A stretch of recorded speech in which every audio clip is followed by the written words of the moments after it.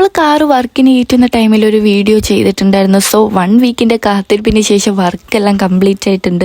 ഇന്ന് നമ്മൾ അങ്ങനെ കാറ് ഡെലിവറി എടുക്കാനായിട്ട് പോവുക. ഞാൻ മുന്നത്തെ വീഡിയോ പോസ്റ്റ് ചെയ്യുന്ന ടൈമിൽ ഒത്തിരി പേര് വന്ന് ചോദിച്ചിട്ടുള്ള ഒരു കാര്യമാണ് കാറിന്റെ സ്പെയർ എവിടെന്നാ മേടിക്കുന്നത്, ഷോപ്പിന്റെ പേര് പറയാവോ എന്നെല്ലാം. കറക്റ്റ് ഷോപ്പിന്റെ ലൊക്കേഷൻ വരുന്നത് ട്രിവാൻഡ്രം കിള്ളിപ്പാലത്താണ്. ഷോപ്പിന്റെ പേര് കക്കാശ്ശേരി ഓട്ടോമൊബൈൽസ് എന്നാണ്. ഒട്ടുമിക്ക എല്ലാ സ്പെയറും അവിടെ കിട്ടും. എങ്കിലും നിങ്ങൾ ഗൂഗിൾ ചെയ്ത് വിളിച്ച് ചോദിച്ചിട്ട് കൺഫേം ആക്കിയിട്ട് പോകുന്നത് കുറച്ചുകൂടെ നല്ലതായിരിക്കും. അങ്ങനെ നമ്മൾ ഷോപ്പിലെത്തിയപ്പോഴാണ് ഞാനൊരു കാര്യം ശ്രദ്ധിക്കുന്നത്. ഞാൻ പോലും ശ്രദ്ധിക്കാത്തൊരു കാര്യം അവർ കണ്ടിട്ടുണ്ടായിരുന്നു. കാറിന്റെ ഹെഡ്ലൈറ്റ് രണ്ടും ഫെയ്ഡ് ആയിട്ടൊരു യെല്ലോ ഷെയ്ഡിലാണ് ഉണ്ടായിരുന്നത്. അതും അവരെനിക്ക് പോളിഷ് ചെയ്ത് തന്നായിരുന്നു. ഇനി കാറിൽ എന്തൊക്കെ വർക്കാ പെൻഡിങ് ഉള്ളത്, എന്തൊക്കെ വർക്കാ ഇനി ചെയ്യേണ്ടത്, അതെല്ലാം എനിക്ക് ഡീറ്റെയിൽ ആയിട്ട് അവിടുത്തെ ചേട്ടൻ പറഞ്ഞു തന്നായിരുന്നു. എനിക്ക് വർക്കിനെ പറ്റിയൊന്നും പറയാനില്ല, കാരണം നിങ്ങൾ എന്നെ കണ്ടില്ലേ. പാച്ച് വർക്ക് ആണെങ്കിൽ കൂടെ എന്ത് നീറ്റായിട്ടാണ് അവരെനിക്ക് വർക്ക് കംപ്ലീറ്റ് ആക്കി തന്നത്.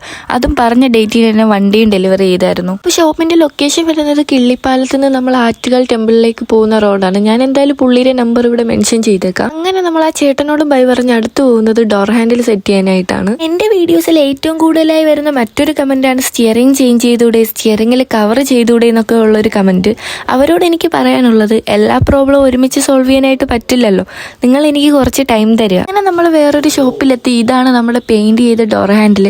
മലയാളം ഒട്ടും അറിഞ്ഞൂടാത്ത ബായിയോട് ഞാൻ എന്തൊക്കെയോ പറഞ്ഞ് അങ്ങനെ ഡോർ ഹാൻഡിൽ സെറ്റ് ചെയ്തു. നിങ്ങൾ ശ്രദ്ധിച്ചിട്ടുണ്ടോ എന്ന് എനിക്കറിയില്ല, എന്നാൽ ഞാൻ ശ്രദ്ധിച്ചൊരു കാര്യമുണ്ട്. കാറിൽ അത്യാവശ്യം നല്ല രീതിയിൽ ഡസ്റ്റും കാര്യങ്ങളൊക്കെ ഉണ്ട്. നമ്മൾ വർക്ക് കഴിഞ്ഞ് കാർ വാഷിനും കൊടുത്തിട്ടുണ്ടായിരുന്നില്ല. അപ്പോൾ കാറൊന്ന് വാഷൊക്കെ ചെയ്ത് സെറ്റ് ആക്കുക എന്നുള്ളതാണ് നമ്മുടെ അടുത്ത ടാസ്ക്.